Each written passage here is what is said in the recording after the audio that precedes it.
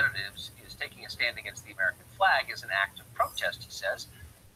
Franks raised his right hand with a clenched fist during the pledge on opening day of the 2018 legislative session. He said he prefers to, quote, pledge allegiance to the people. Representative Franks joins us tonight. Mr. Franks, thanks for coming on. Thank you for having me. So you've got a sweatshirt on that says, I'm rooting for everybody black. How would you feel if I had one on that said, I'm rooting for everybody white? What would your response be to that? I wouldn't be upset about it because your shirt didn't say you're rooting against everybody black. Okay. So you raised a fist in, I guess, defiance, or to tell us what this symbolic act meant. What did you mean by it during the Pledge of Allegiance?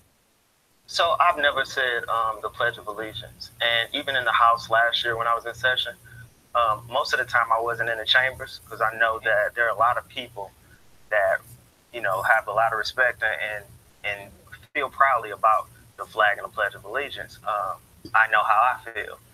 And so my raising my fist was basically power to the people. All power to the people, invested into the people.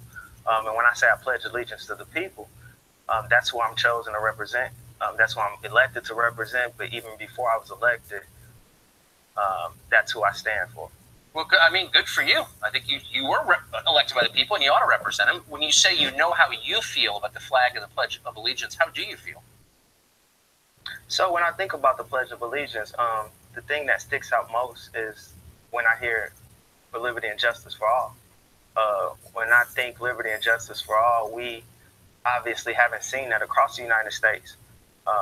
Over time, over my 33 years of living, we see that there are, when it comes to justice, that looks a little different depending on sometimes where you're from, depending on sometimes what your socioeconomic status is, and what you look like. Huh. So, okay, but so does that mean you're against the Pledge of Allegiance because it feels? I'm confused. No, so I understand that they hold those up. Well, my thing is, we talk about liberty and justice for all. We repeat a pledge. We pledge of allegiance. And I pledge allegiance to the people. That's who I stand for, and that's who I stand with. But what about the country? And aren't the people in the country kind of the same thing? Or, I mean, I don't know how you feel, which is why I'm asking you, but it sounds like you're opposed to America when you take a stand against the flag and Pledge of Allegiance, but maybe that's not your position. I'm opposed to folks in economically distressed communities being treated differently in America. I am opposed to the way our government treats our economically distressed communities, our marginalized people in America.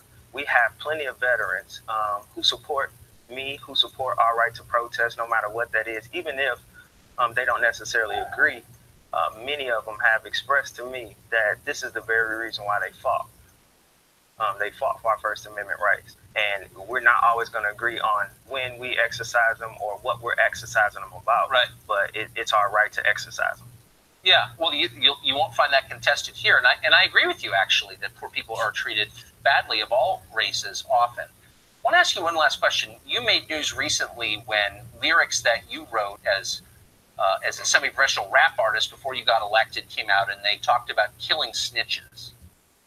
And that seemed like something maybe you'd want to repudiate. You'd want to say, boy, I'm sorry I suggested it was a good idea to, quote, kill snitches. What's your position on that? So my position is, for one, we often hear about my old lyrics, but they don't pay attention to the new lyrics. They don't pay attention to the new stances. That was at a time when I was an artist. I was using my art. I was using my similes and my metaphors as we do in rap. But I don't stand by those things that I said, as well as we're talking 9 years ago. And a great man said, don't be so quick to condemn those who don't do as you do or say as you say as quick. There was a time when you don't do the same things, that you do now.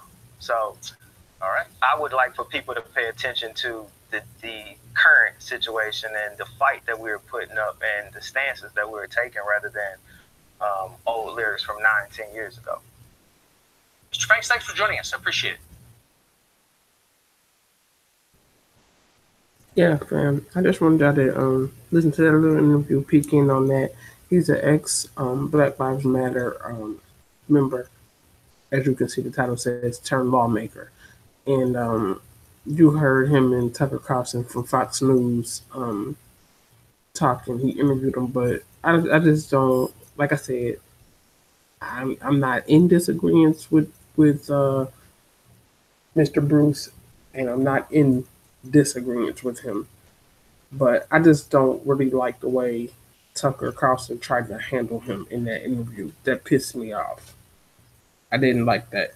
So, fam, you know what I'm saying? I just want to drop that on y'all real quick and see what y'all thought about that. Get back at me in the comments. Let me know. You know, just something to drop on y'all. It was no visual. I just played the audio because the visual was giving me issues. So, as y'all know, I like to say, I'm out, fam.